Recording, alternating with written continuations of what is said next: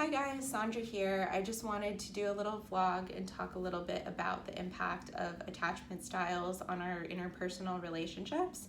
So attachment has been a buzzword this past year because there's a new book that has come out called Attached that a lot of people are reading, and they are starting to understand more about their relationships and why they act the way that they act in their relationships. And for me, I think this is one of the most important things for people who come into therapy to start understanding and exploring a little bit better and more about themselves, because your attachment is really at the root of what all of your behavior is in any of your relationships. It usually shows up more in your close relationships, so like someone you're dating or like family, but it can also impact how you act at work, how you act with your friends, and it's something that operates at such an ingrained unconscious level that when we're not aware of it, we, can be doing all these crazy things and be like, why am I acting this way? Like logically, I know that this is not helpful and that I'm sabotaging my relationships, but I can't seem to change it. So what I really like to do with clients is I like to recommend that they Google an attachment style quiz and really go through and take that and look at it and learn a little bit more about which attachment style they fall into.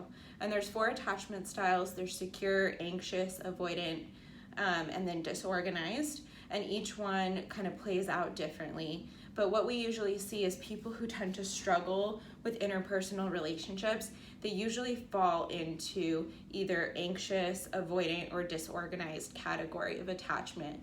And avoidantly attached people tend to be very dismissive and very logical, and at times they can seem, in our culture here where we value logic and, being strong and whatever, they can actually be reinforced for behavior that is very dismissive of their internal world and their internal experience. And so it's really important for therapists to be aware and kind of work with clients like that tend to be overly logical, on helping them become a little bit more rich in their emotional experience and connect a little bit more into their needs and what's going on at that deeper level. Anxiously attached people, they tend to be people who are overly emotional and people who, are very needy and clingy in relationships and don't ever actually feel safe in a relationship, even if there's no reason not to.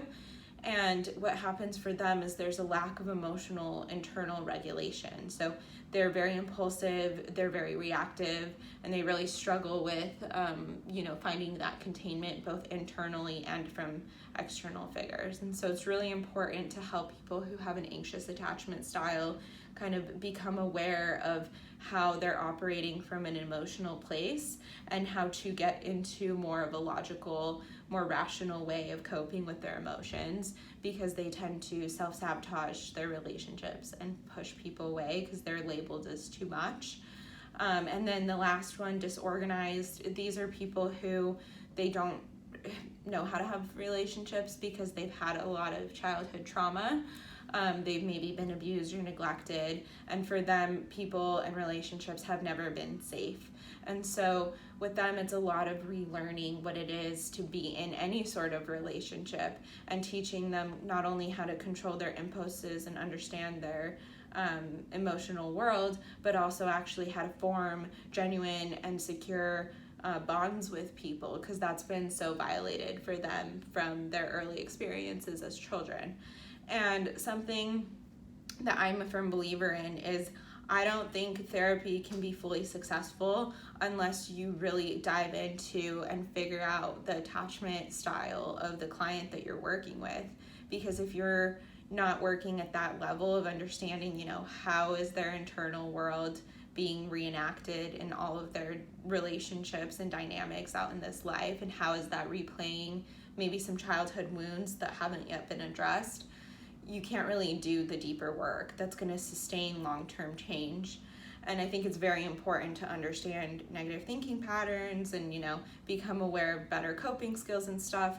But in order to really, truly change and really see the long-term effects of that, you really have to do the deeper attachment style work.